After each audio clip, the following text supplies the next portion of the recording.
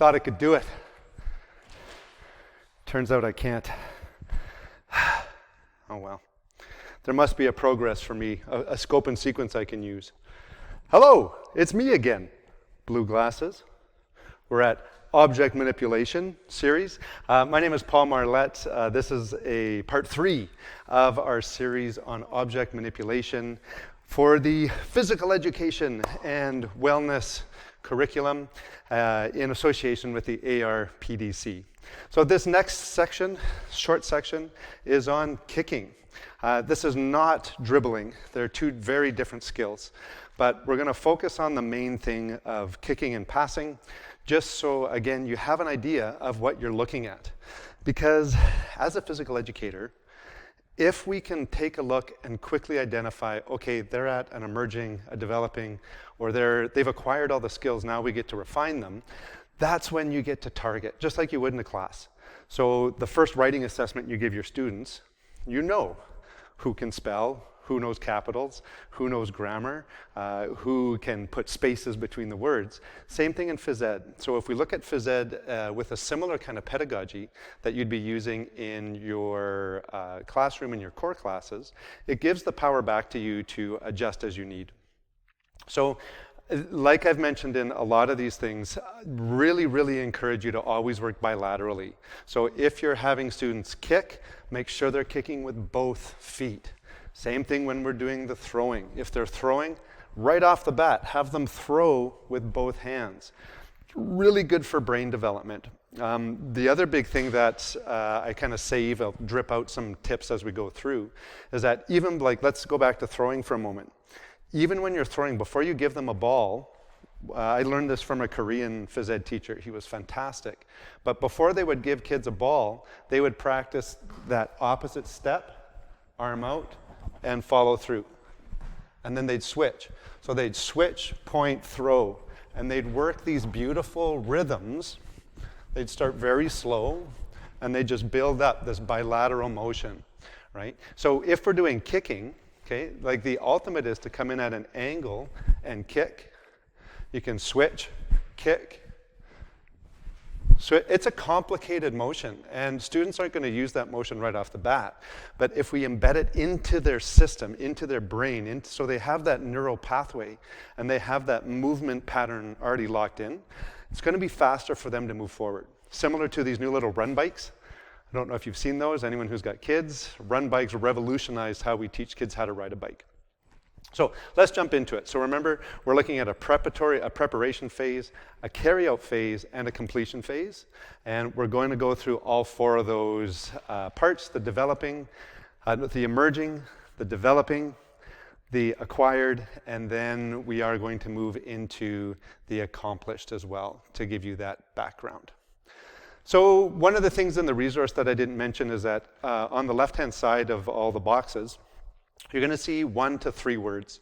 So for throwing, the accomplished is actually a step, point, throw. There's a lot of research on how to really help kids refine skill without all the academic thought behind it. In this one, we're going to use the terms kick, and then step, step, kick. Right? So you got more than 1 step kick. So the first phase is our emerging.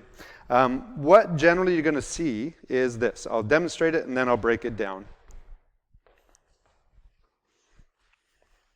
My lovely assistant, the incredible, the amazing Zoe Marlette, my daughter, is helping me here.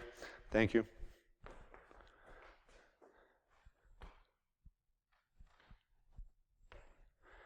All right, so we're going to switch this around so you can see it from the front. And again, I'm just trying to give you a visual on what to look for. Sorry, sweetheart. So the big thing here is that as the student is setting up, they're actually setting up behind the ball. So their feet are behind the ball, arms are still, their legs are straight. If you see the trend, almost every emerging is standing straight, head down, and they're just using their foot like a pendulum. Right? Pretty straightforward, using the toe. Student has had almost no education on how to kick that ball. So what's the next step? The very next step we're going to try and do is we're going to actually get the student stepping a little bit closer. So they're going to have their foot next to the ball. So as we're developing it, they're actually starting to step a little bit behind the ball. Their arms probably aren't going to move a lot, but we can actually start to get them to use the instep, okay, the inside of their foot. So if we're trying to do one step, it's going to be a little step instead of just reaching your foot out. We're trying to get the body here, and they're going to maybe even step forward. Not likely. Chances are their feet are going to be very static, so they're going to step, penguin it up. Just like you see in all the little kids soccer. So we have a step, and we have a straight leg coming through. Okay? Well, I'll go and show that to you from the front. I'm using a dot here. Dots are helpful. These ones don't hold the balls very well. Little cones are helpful for kids to do that as well. So we step and we kick, ideally with the inside. Chances are, at this phase, you're still going to see that toe coming through. Not much happening in the upper body, pretty static. Now, again, as we move forward, we're looking to add the rest of the pieces. So in the acquired, we're trying to get one or two steps. We actually want to have them coming in on an angle. When you're kicking a soccer ball, it's very rarely in this direction. We're actually starting off to the side so we can swing through and develop some of that, you got it, rotation. Right? Power is developed with circular motion in the human body.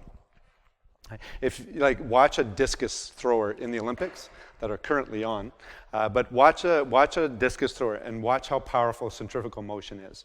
So when we get into the acquired phase, what we're starting to look for is this notion of them standing apart, like behind the ball and off to the side. So we're coming in on an angle. When we have that leg plant, we're going to have a knee bend. Okay? And as they swing, we're going to have actually some articulation in the leg. So I'll show this to you a couple of times, see if you can see the difference. If you have kids or you're out at a park, just watch kids play soccer. It's quite amazing. Okay? Using the instep this time. One more time. So they're off to the side. Notice that the arm is starting to reach. We have a follow through and then definitely a step. So from the front, the biggest change you're going to see is where the student is going to set up. It's quite cute. My daughter over here is matching me on every stroke. So instead of being behind us like we were in the developing, we're starting off to the side because we're developing some kind of rotation as we come through. Ooh, that was a big no-no. If you're doing a soccer unit, don't ever let kids use their hands, feet all the time. Now, how else could we make this a little more interesting and challenging? Tennis ball. Yeah, tennis ball, especially in the gym. Okay, I'm going to take a double step here. So we got step, step, kick. This is really challenging because now students actually have to get their feet all the way down to the ground. Why is that important? As we're going to see in our next, oh, don't touch it with your hand. 2 jumping jacks. Step, step, kick, inside. It's much harder to control a tennis ball. Right? Another big thing that you're going to notice at the early phases, I'll go back to the soccer ball here, is that depending on where you hit the ball, so if a student hits the ball at the bottom, it's generally going to pop up. If you hit it at the top, it's going to top spin. It's not going to go as far. Ideally, we're trying to get them to hit the ball right in the middle. So what you'll see at the start is that they'll always kick the ball at the bottom. By that acquired phase, we're trying to get some selection on where they're hitting the ball for the intended purpose. Okay? Awesome. Let's take a look at the last phase here. It's not too much different. I've kind of talked about some of the differences already. But in this phase, one of the cool things is that it doesn't actually matter where the person stands. So they could stand 10 feet away, they could stand 2 feet away, and as they come in, they're going to be able to adjust. Okay? They're going to be able to adjust to wherever that ball is located. So it all has to do with now building momentum. It's not just step, step, kick. Okay? They're going to be building that momentum as they come. You'll also notice that they'll also have a bit of this lean back as they kick. Okay? I'll back up a little bit so I don't drill it right at my daughter here. Nice. You can even hear it. Do you hear that? It's got a punch to it. So I'm starting off to the side, take a big step in, and they're going to kick. Now, the other big difference is that they're going to be able to tell you why they're hitting certain parts of the ball. Do they want it to go up? Do they want to keep it low? Do they want it to be a straight shot? Are they putting spin on the ball? So when we go to the front side here, the last phase that a lot of people aren't aware is that ideally we don't actually want, nice shot. We don't actually want the ball to travel straight. So at the beginning phases, we go A to B. Okay, it's A to B, straight line.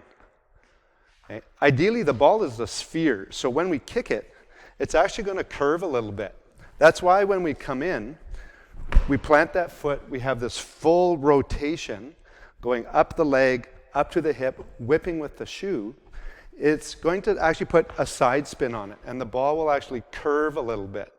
Okay? You don't have to hit it hard to get that, but you do have to hit it on the side to spin it in. So again, I'll drop my cord here so you can see the full arms. And this is where you get to start challenging students on accuracy, on control, on tempo.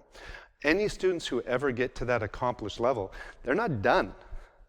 That's where you get to start making their target smaller, or having them help to coach others, or having them compete 2-on-1, where they really have to push themselves. Right? So that's the kicking side of it. 4 progressions, looking for how they start, how do they set up, right? How do they set up in relation to the ball, where are they planting their foot, are they moving towards their target after, and where are they following through. Thank you so much. Next time we'll learn how to stop the ball. See you on the other side.